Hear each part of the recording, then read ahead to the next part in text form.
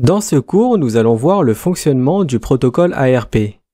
On va prendre comme exemple deux PC, A et B. Le PC A porte l'IP 192.168.1.1 avec une MAC adresse qu'avec des A. Et le PC B a l'IP 192.168.1.2 avec une adresse MAC qu'avec des B pour faire simple. On va lancer un ping du PC A vers le PC B. La commande ping utilise le protocole ICMP et le paquet IP utilise la couche réseau, la couche 3. Notre paquet IP aura donc une adresse IP source en 192.168.1.1 et une adresse IP de destination en 192.168.1.2.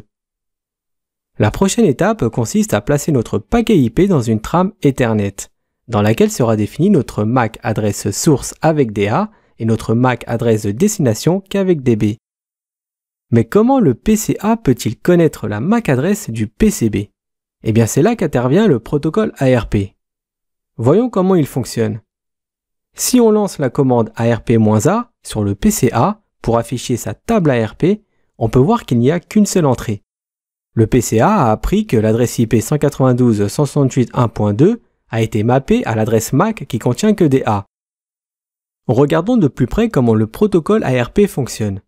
Si le PC A vient tout juste de démarrer, sa table ARP est vide, ce qui veut dire qu'il n'a aucune connaissance de la MAC adresse du PC B. Le PC A va donc envoyer une requête ARP. Il s'agit d'un message demandant qui a l'adresse IP 192.168.1.2 et quelle est son adresse MAC.